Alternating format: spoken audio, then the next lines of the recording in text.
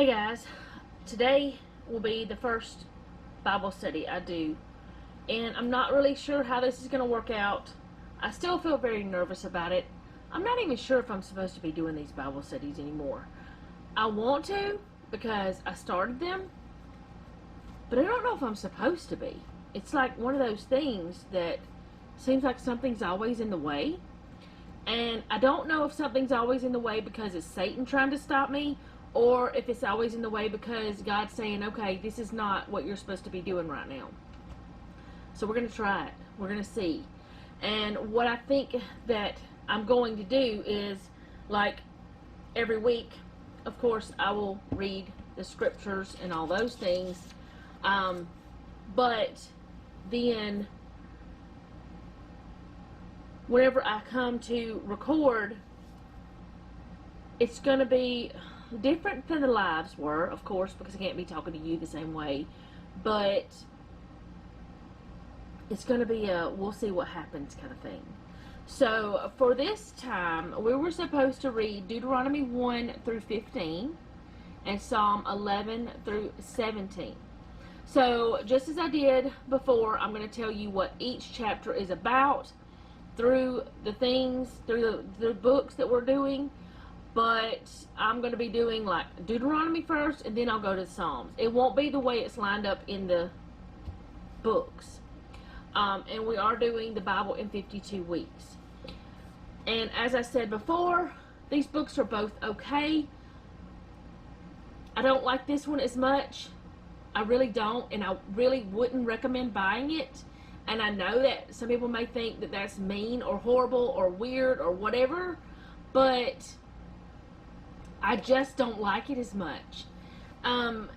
They both seem very elementary. It's not good for like an in-depth Bible study, and I don't really know how to explain how I feel.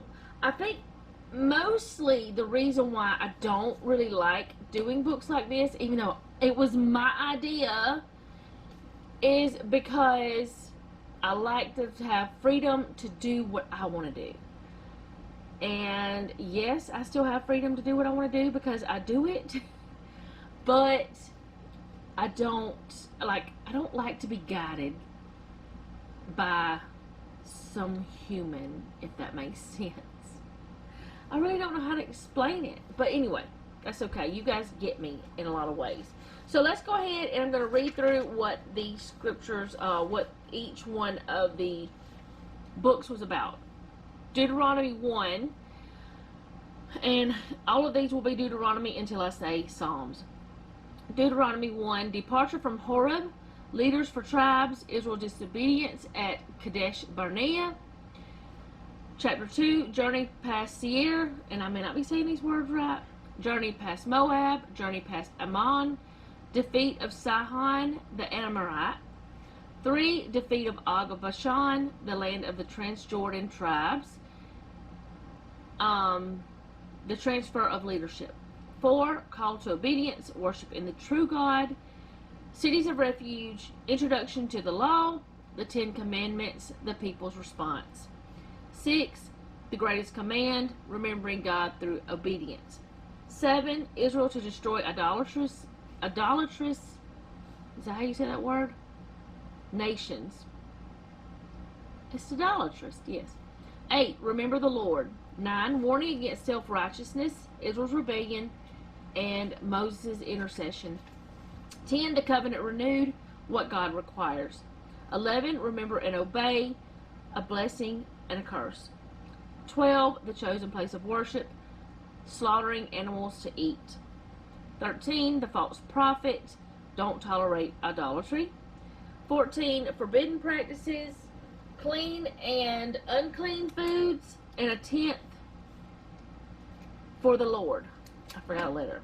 15, debts canceled, lending to the poor, release of slaves, consecration of the firstborn animals.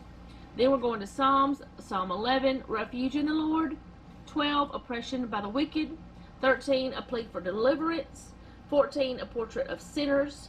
15, a description of the godly. 16, confidence in the Lord. And 17, a prayer for protection.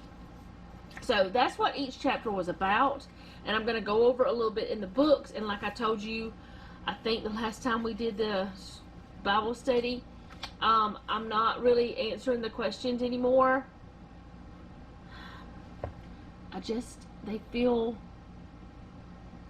They don't feel like something, I don't know. The question they feel elementary. That's the only thing I think. Alright, so what they're talking about in this book is bearing burdens, and actually in both books they're talking about bearing burdens. So I'm not going to read all of this. I'm just going to read a little bit of it. She says, transition can be means of evolving into something better. But you must be sure that you're intentional in how you do it, because the enemy always seems to turn up the heat when you're going through transition, which is very true. Anytime that something has been changing in my life, Satan does attack more. If it's something I'm trying to do more for the Lord, Satan does attack more. It's when you find out how strong you are and how strong your prayer life is. Whenever I'm going through something, I do pray a lot more than other times. But, okay, let me put it this way. When I'm going through something, I pray a lot more for myself than I do other times. I pray a lot for other people, but not for myself as much. I pray for guidance a lot. In Deuteronomy 1, we find that Moses addressing the children of Israel reminded them of the journey. He goes over all the twists and turns of the trek through the wilderness to help them understand where they've come from and where they're going. We all know that a lot of them didn't make it. Almost all of them. I submit that at this point Moses isn't trying to help them understand. He's trying to make sense of his own process of transition too. Now, I don't know if I agree with her with that or not, but that's just what she says. I'm going to skip on down. Moses sees this need. Oh, no, I don't need to skip down that far. In Deuteronomy 1:12, it says, how can I bear your problems and your burdens and your disputes all by myself? Therefore, he follows the Lord's directives and appoints wise, understanding, and respected men from within the community to help carry the load of the people. The reason why I'm bringing that up is because sometimes we have to ask for help. Sometimes we have to ask someone else to come in and help us. We can't just do it ourselves. If we try to do everything ourselves, we will fail 100% of the time. I mean, most likely. Because the reason why I say that is everything I do, whether it's to do with my YouTube, to do with my house stuff, to do with whatever else, I'm consulting someone else, even if I'm not actually consulting another human being in person. Because I look up things online, I look up things in books, I look up I look up a lot of things. So I'm consulting someone else, so I'm bringing someone else into the equation. I'm asking someone else that has been through it before me. So I am bringing someone else into the equation. I am asking for help, whether I do it physically or not. I am going to something else to ask for help. So we can't do it all alone. If we could do it all alone, we would be God, and there's no way we can be God. It's just not possible. We are not God. We are not little gods. We are not anywhere near his level. So we need to ask for help. Now, also, whenever you go to ask for help, you need to know who you're asking, because there are some people that are not out for your best interest. There are some people that are not there to help you. There are some people that you may go to that you think are very godly people, and they're not. They look that way on the outside, but really they're not. Maybe because they haven't gotten that far in their relationship with the Lord. Maybe you're further along than they are, or maybe they're just pretending because they're trying to make someone else happy. So be careful who you ask for help from. But Moses asked for people to bear his burdens with him. And that is what we are to do. There are a lot of times, especially in recent months, I have gone to Jeff and I have talked to him about my feelings, about things going on, about my health, about situations with Selena, about all kinds of things. I go to him and I ask him to bear my burdens. I talk to him about what's burdening me. He does the same with me. We go to each other because we can trust each other with everything, and we know that we have each other's best interest at heart, and we know that the other is going to go to God for us or with us. So know who you're going to bear your burdens with, or to help you bear your burdens, or to bear your burdens with, like someone that you maybe is the person that's coming to you. Maybe that person is coming to you and maybe they need help. You could be that. I don't know if I'm making sense or not, but whenever you have problems, you go to people that you know are going to be out for your best interest. They're not going to be doing their own service. They're not doing it just for payback. They're not doing it just because they want to look good. They're doing it because they are wanting to help you in some way. So, I will go over these, but when I said I wasn't answering the questions, I'm not answering them in this book anymore. I'm not writing them down. I'm just going to answer them as I go. I think I said that in whenever the last live was, but it's been so long ago. It goes on down. It says, you may be accustomed to bailing everybody out, and of course you want to help as much as you can, but you shouldn't enable people to prevent them from growing. Instead, encourage, empower, celebrate them, but hold them accountable to carry their own load in the midst of their transition. That's something else. Sometimes people come to you just because they don't want to learn. They don't want to grow. They don't want to get better at whatever. So they come to you, and if you bail them out every time, if you find the answers every time, it's not helping them grow. They'll never learn how to find the answers. And that includes whenever it comes to Bible study. If someone comes to you every time they have a question, instead of going to their Bible themselves, they're not going to learn how to study. Now, is there something wrong with you telling someone where something is in the Bible? No, there's nothing wrong with that. But if someone is asking you where something is constantly in the Bible, and you give them word for word everything that it says, or you find it yourself and then you read it to them, that is not helping them learn. What you really need to do at times is say, okay, that's in Matthew, blah, blah, blah. You know, or that's in Leviticus, or that's in this or that. That way they have to take the time to open up the Word and study for themselves. Because if they are not doing that, the burden is all on you. They are not lightening their burdens, and they won't be able to be a burden bearer themselves. I think I'm going really fast and making not much sense, but I hope I am, because there's a lot in my mind that I want to get out. And today, the day I'm recording this, I had wanted to record this, I had planned on recording this, and I had so many thoughts, but I woke up with a migraine, like a terrible, terrible headache. And now that I don't have that headache, it's like everything is pouring out of me, and I don't know if I'm saying everything I wanted. And it's been happening with everything I've done today since that headache lifted. And God did that, not me. God made that headache go away. So I hope I'm making sense. And if I'm not making sense to you, please leave a comment and like leave a timestamp and say, at this point you said this. Can you please, expand on that or whatever? So let's go ahead and go over the questions. Would you consider yourself an enabler or one who empowers? A lot of times I'm an enabler. It's bad. I am an enabler because instead of me going ahead and saying, well, it's in this scripture, I'll go find it, I'll go do all the work. One reason is because I love scripture study. And I'm not just talking about scripture either. This can happen with finding recipes. This can happen with lots of different things in life. This does not just have to be about Bible study.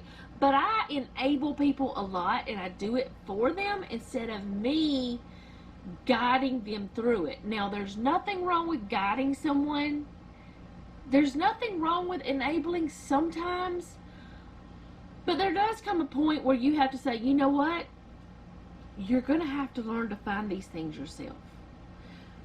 Why don't you go look in this book, or go find you a concordance? Look online or give them a website with a concordance or something.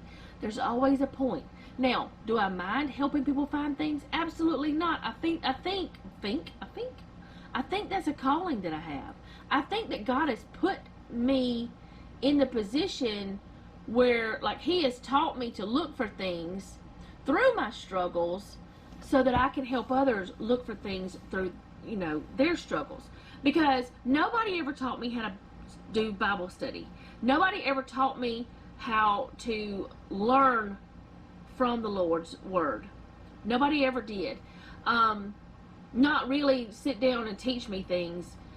I would hear this person talk about a concordance. I would hear this person talk about a commentary, or I would hear this person talk about this thing or that thing, and I just started putting it all together, and I started getting study Bibles, and things started clicking.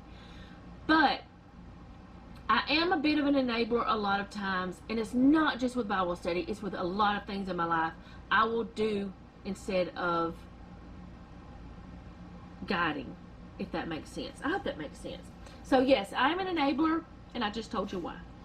As moms, leaders, this is the second one, or sisters, we have tendency to run to the rescue. Absolutely. Can you think of a time when you intervened when you should have allowed someone to figure something out for themselves? What were the results? There's lots of times that's happened. In my children's lives, there's so many times that's happened, where I would do things for them, and then they would have to, it's like they never learned how to do the thing until I stopped doing the thing for them. And if I would have stopped doing things, they would have learned like a lot before. So I prolonged their learning experience longer than it should have been, if that makes sense, instead of letting them have freedom. Now, was I noticing that I was doing that? No. Did I do it on purpose? No.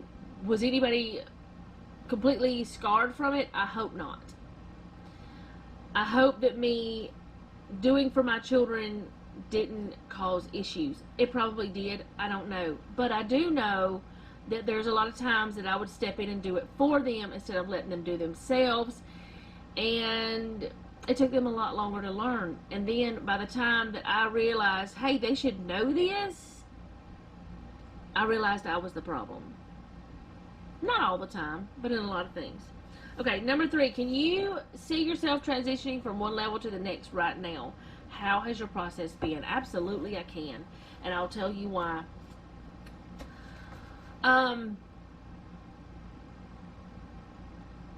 Throughout my life, things have happened. And also, like, to me or around me. And for a long time, I thought I had forgiven people, but I had not. And I have learned through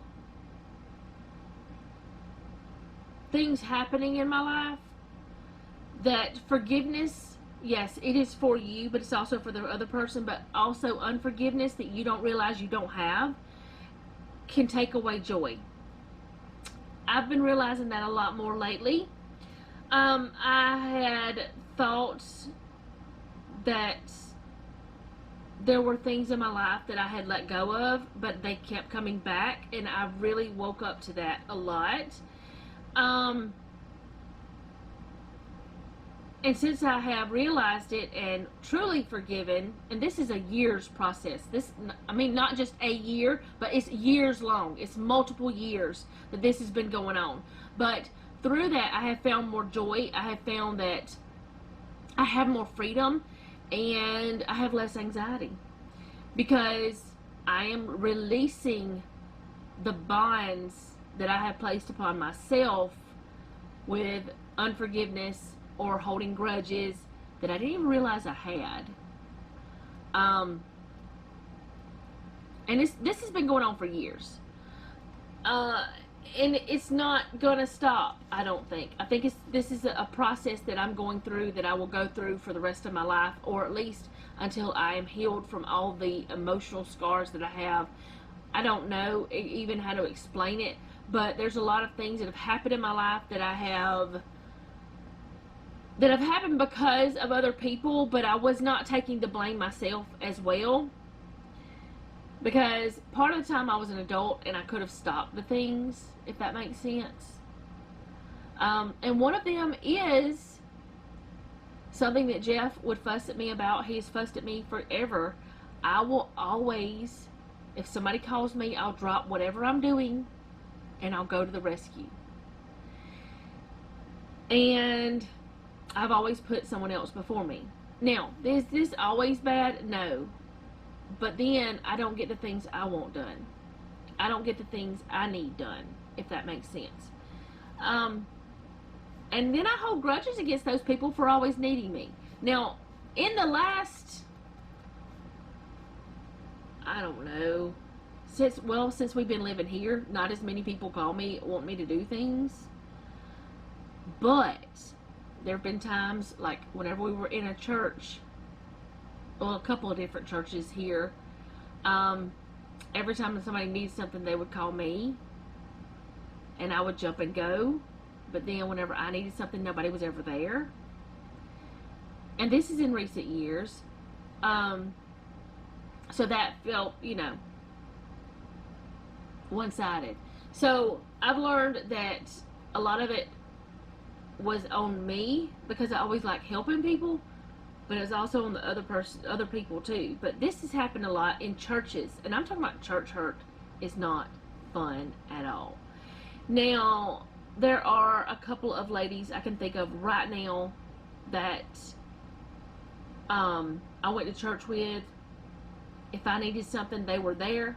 If they needed something, I was there. So it wasn't everybody, but there are times whenever you can be in situations like you're used in a way. So, but I can see myself going to a next level, and I can see myself knowing how to not let that happen again. Like whenever we start going to another church, and yes, we are still in a situation where we're not in church right now. And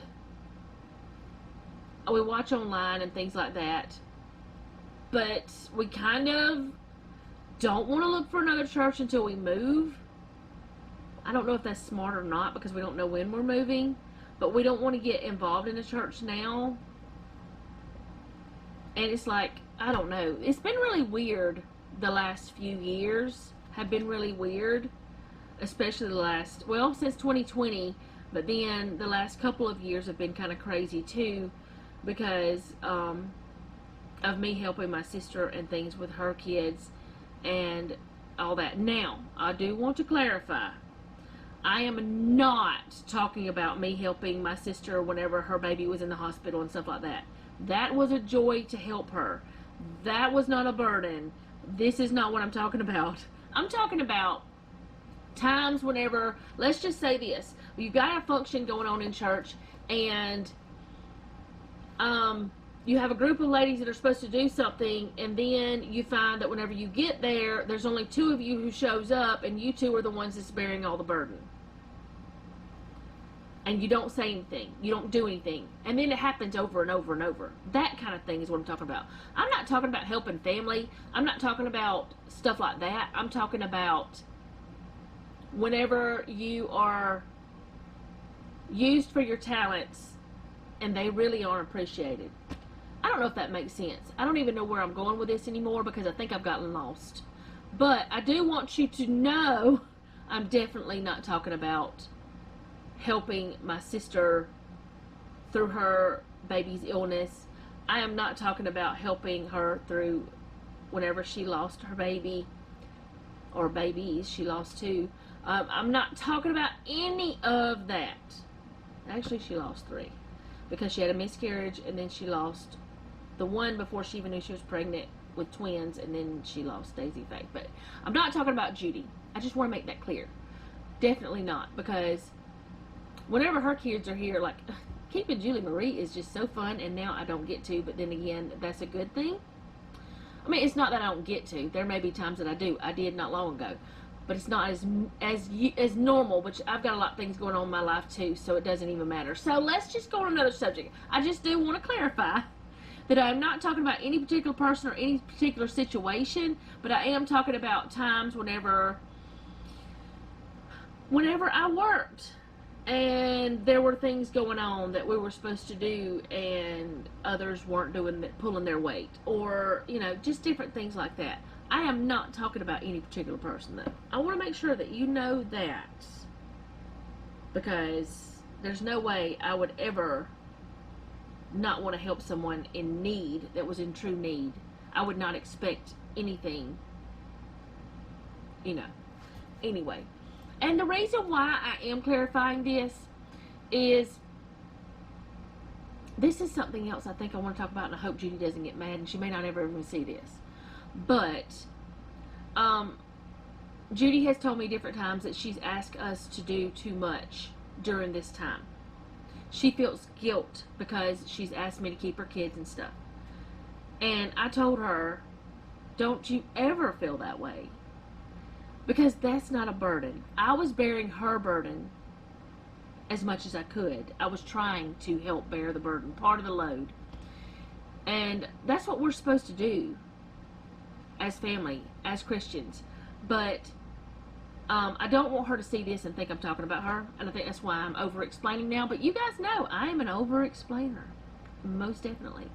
But I do want you to know I'm not talking about any particular person. And I'm not talking about just the last couple of years. I'm talking about years and years and years. This has happened. So many years. But the whole question, have I seen, let me look at it again. Have you seen, can you see yourself transitioning from one level to the next right now? Yes, I can, because now that I have been out of those situations, because I haven't been in a church, or I haven't been working, or I haven't been around groups that are supposed to be doing things, like whenever Selena was playing sports and things like that, where that the parents are supposed to be getting together and doing things and helping each other. Since I have not been in those situations, I can see it differently. Because it's been years since I have been. It's been since 2020. Since I can see all of that, and I can see that I'm not being used, I guess is the word. I can see where I was allowing myself to be used in those situations and not standing up for myself, and now I know things to do. Does that make sense? I don't know. Part of this may get cut out. Who knows? That is actually the great part about recording this myself, or without being on live. So, yeah, we are to bear each other's burdens, but we are not to let bearing burdens become a burden. Maybe that's what I was trying to get to. I don't know. I feel like I just got off way into no man's land and got everywhere. So let's go on to the next book. I'm not going to read all of this, but it says, it's hard to move with a heavy load on your back after a long day. Have you ever sat at the edge of your bed, burdened and exhausted, barely able to get on your night clothes? Do you ever ask yourself, what am I doing? Sometimes to help God remove burdens, we need reminders. This is where it comes in that I had reminders during the last few years of not having to do these things. Actually, I didn't have to do them before, and I've realized that. Sometimes we place those burdens on ourselves. For me, the hardest burdens to unload were those I placed on myself. I said yes when I should have said no. I cared more about the success of a company than myself. I stayed connected too long to people who didn't care. I was bearing burdens never assigned to me. Learn from me, don't do this. Learn from me as well. That's my whole point. Learn from others' mistakes and things like that. So, I'm not going to read any more of that.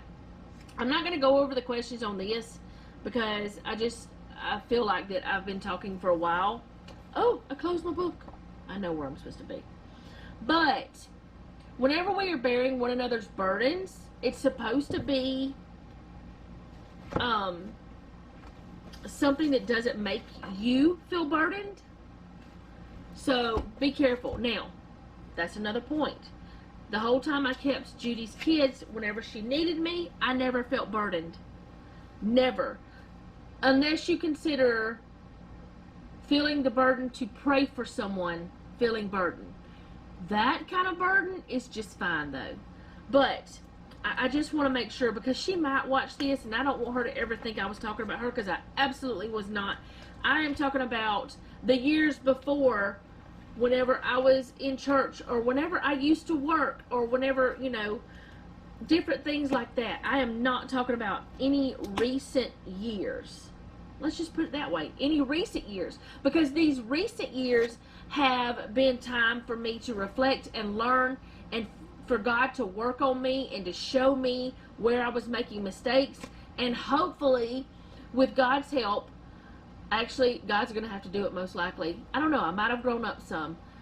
I can say no whenever something is too much. I can say no and not bear everyone's burden.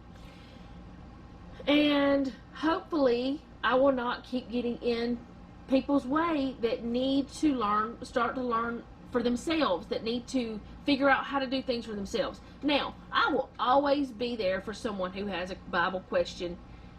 If I can answer it, I will tell them. If I cannot, like if I can tell them where something is in the Bible, if I cannot, I will tell them that too. And I'll tell them, maybe we need to go find it here. Or maybe we need to go ask this person, something like that. But the whole purpose of this lesson, I think, was we need to know our limits. We need to know what burdens us and how much of someone else's burden we can take on.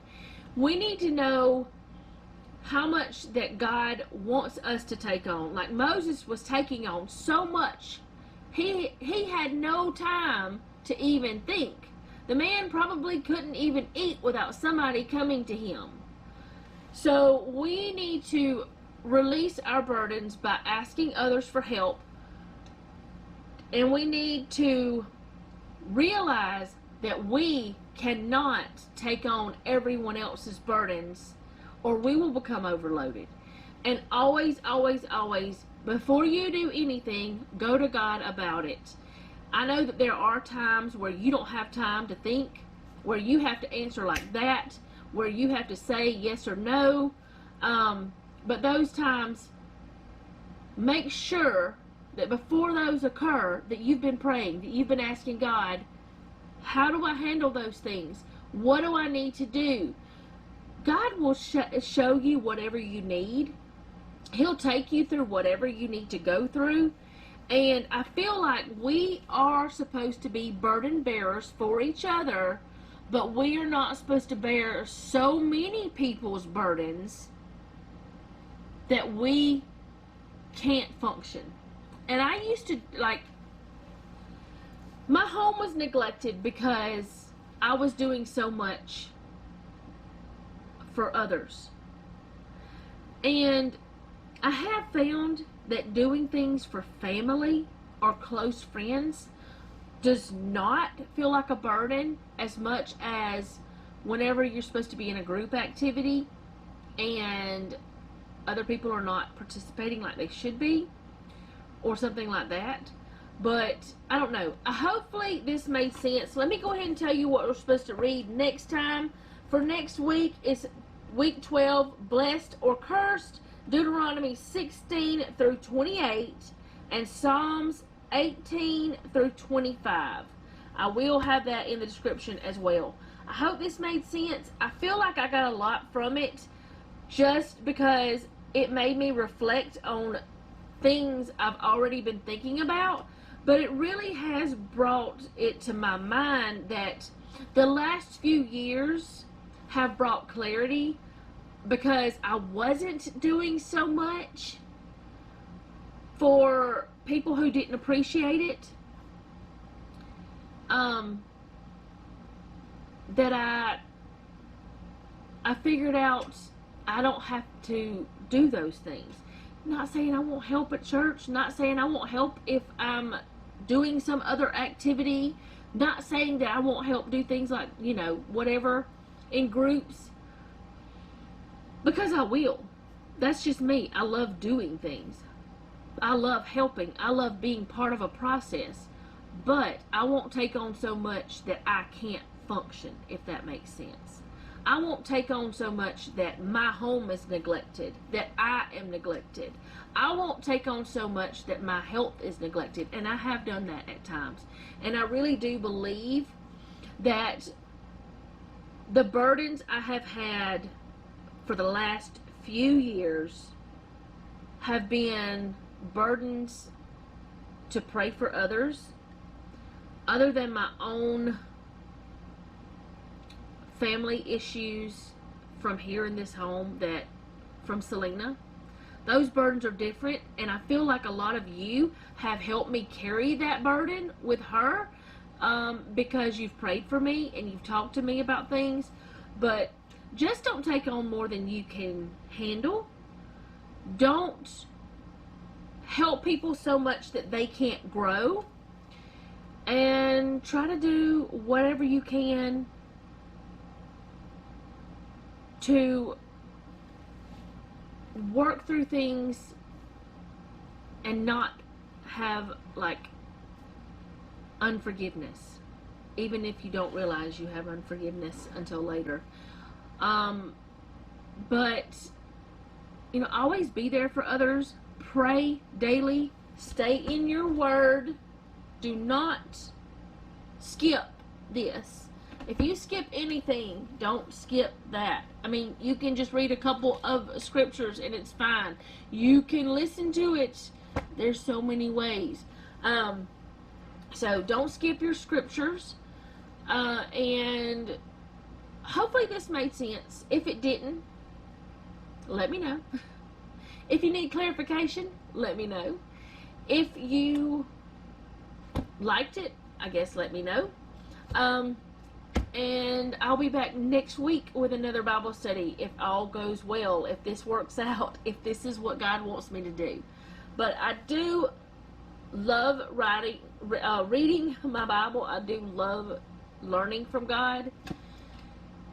But I feel like I kind of second guess myself and I overanalyze what I'm saying. So I feel like if the wrong person sees this, they may think I'm talking about them, but I promise you I'm not talking about any particular person or any particular situation. It's just a bunch of situations I've been in for years that I actually put myself in.